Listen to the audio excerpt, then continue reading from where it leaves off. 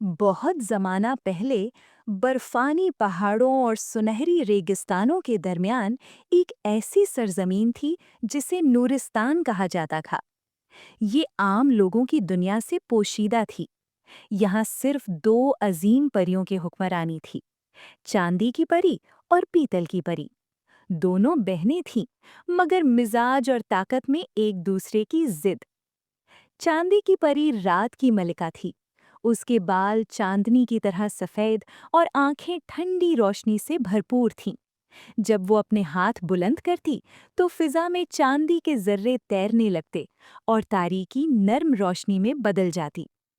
اس کا محل شفاف چاندی کے ستونوں سے بنا تھا، جو رات کے وقت ستاروں کی طرح چمکتے تھے۔ وہ خاموش، سمجھدار اور گہری سوچ رکھنے والی تھی۔ اس کی طاقت روشنی، سکون اور سچائی تھی۔ پیتل کی پری دن کی حکمرانی تھی۔ اس کے بال پگھلے ہوئے پیتل جیسے سنہرے اور آنکھیں سورج کی کرنوں جیسی تیز تھیں۔ اس کی آواز میں گرج تھی اور قدموں میں طاقت۔ اس کا محل مضبوط پیتل کی دیواروں سے بنا تھا، جو سورج کی روشنی میں آگ کی طرح دمکتا تھا۔ وہ بہادر، بے خوف اور فیصلہ کن تھی۔ اس کی طاقت آگ، قوت اور تبدیلی تھی۔ چاندی کی پری کے ساتھ ایک نایاب پرندہ رہتا تھا جس کا نام زرینہ تھا۔ اس کا جسم خالص چاندی سے بنا ہوا محسوس ہوتا تھا، مگر وہ زندہ تھا۔ اس کے پر باریک چاندی کی پرتوں جیسے تھے، جن پر چاندنی پڑتے ہی ہزاروں عکس جھلملا اٹھتے۔ جب وہ اڑتا تو فضا میں چمکتے ذرات بکھر جاتے، جیسے آسمان سے ستارے ٹوٹ رہے ہوں۔ زرینہ کی آنکھیں نیلی اور شفاف تھیں۔ وہ بول نہیں سکتا تھا، مگر اس کی موجودگی سکون پیدا کرتی تھی۔ اس کے پروں کی ہلکی سی جنبش سے اندھیرا نرم ہو جاتا۔ کہتے تھے کہ زرینہ چاند کے دل سے تراشا گیا تھا۔ پیتل کی پری کے پاس ایک طاقتور پرندہ تھا جسے شہباز زر کہا جاتا تھا۔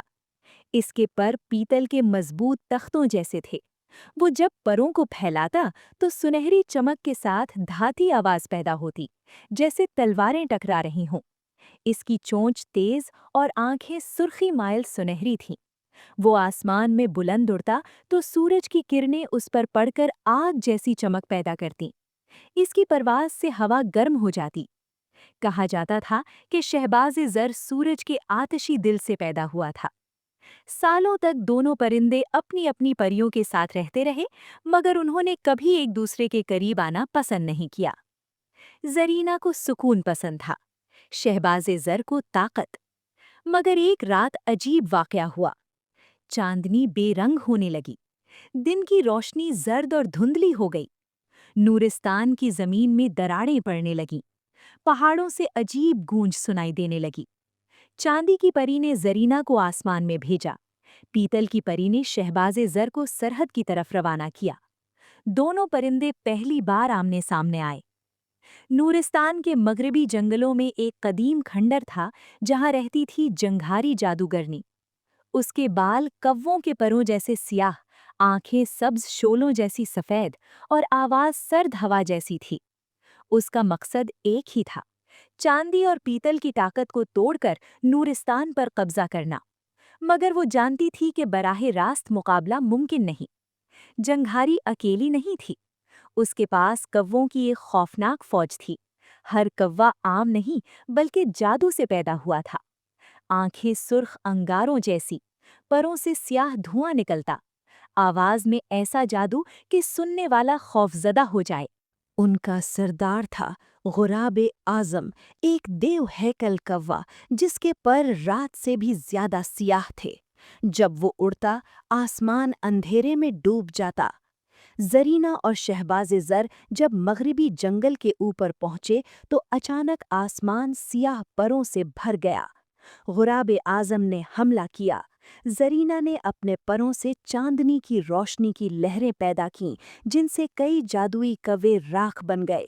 شہباز زر نے آگ کے شعلے برسائے اور اس کی دھاتی چونچ نے دشمنوں کو چیر ڈالا، مگر کووں کی تعداد بے شمار تھی۔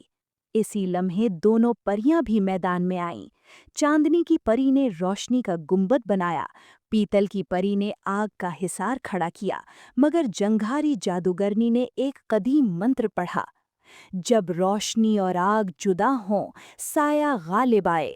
زمین پھٹنے لگی، روشنی اور آگ ایک دوسرے سے ٹکرانے لگیں۔ تب پہلی بار دونوں بہنوں کو احساس ہوا ان کی طاقتیں الگ الگ نہیں، ایک ہی توازن کا حصہ ہیں۔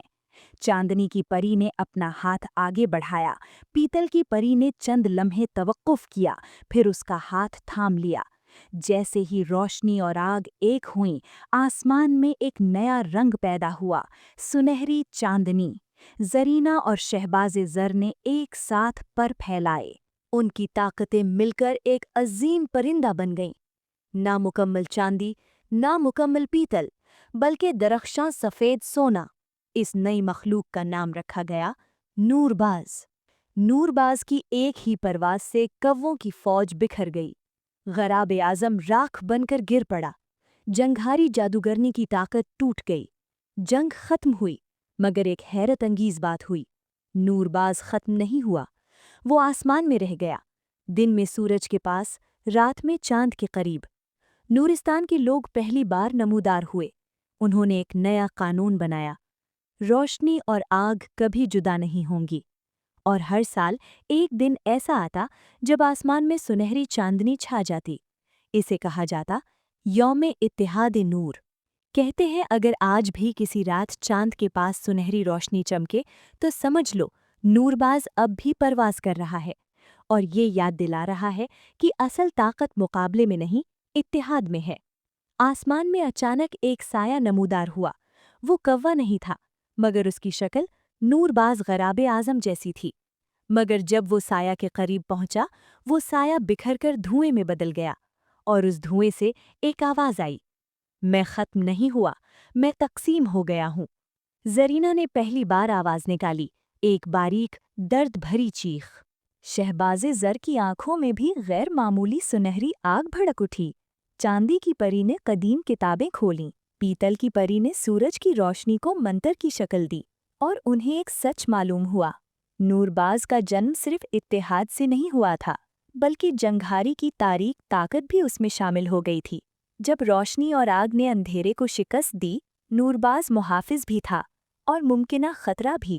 یوم اتحاد نور کے کئی برس بعد نورستان کے مشرقی پہاڑوں میں ایک نئی جادوگرنی ظاہر ہوئی۔ اس کا نام تھا سحرگون۔ وہ جنگھاری کی شاگرد نہیں تھی، مگر اس نے اس کے بکھرے ہوئے سائے جمع کر لیے تھے۔ نور باز کو مکمل طور پر اپنے قبضے میں کر لیا۔ ایک چاندنی رات اس نے پہاڑ کی چوٹی پر کھڑے ہو کر منتر پڑھا، اور نور باز کی اصل شکل دوبارہ ظاہر ہو گئی، مگر اس بار اس کی آنکھوں میں توازن نہیں، طوفان تھا۔ سحرگون نے اپنے ہاتھ بلند کیے، نور باز اس کے گرد چکر لگانے لگا۔ نور باز نے حملہ کر دیا۔ اس کی ایک ہی پرواز سے روشنی کے مینار ٹوٹ گئے، آگ کے حصار بکھر گئے۔ زرینہ چیخی، شہباز زر نے مزاحمت کی۔ انہوں نے ایک آخری خطرناک فیصلہ کیا۔ دونوں نے اپنے ہاتھ نور باز کی طرف بڑھائے، اور اس کے وجود سے وہ تاریک جادو واپس کھینچنا شروع کیا جو جنگھاری کے سائے سے اس میں شامل ہوا تھا۔ سحرگون چیخی، نہیں، اگر تم یہ جادو نکالو گی تو وہ باقی نہیں رہے گا۔ چاندی کی پری کی آنکھوں میں پہلی بار آنسو چمکے۔ پیتل کی پری نے مٹھی بھینچ لی۔ نور باز مر گیا تھا، مگر اس کی موت تباہی نہیں بنی۔ وہ راکھ نہیں بنا، وہ بکھر گیا، ہزاروں چھوٹے خالص روشن ذرات میں۔ وہ ذرات آسمان میں بلند ہوئے اور پھر نورستان پر بارش کی طرح برسنے لگے۔ سحرگون کا جادو ٹوٹ گیا، وہ سایوں میں تحلیل ہو گئی۔ مگر نور باز اب وہ وجود کی صورت میں نہیں تھا، کوئی ایک طاقتور نور باز نہیں تھا، بلکہ ہزاروں چھوٹے نور باز تھے۔ اور اس دن کے بعد نورستان میں ایک نیا تہوار منایا جانے لگا۔ کہتے ہیں اگر کبھی آسمان سے سنہری روشنی کی بارش ہو تو وہ نور باز کے آخری پر کی یاد ہے۔ وہ مر گیا، مگر اس نے تاریکی کو اپنے ساتھ لے جا کر روشنی کو ہمیشہ کے لیے آزاد کر دیا، کیونکہ اس کے بکھرے ہوئے ذرات ہر دل میں پہلے سے زیادہ خالص روشنی بن کر بس گئے۔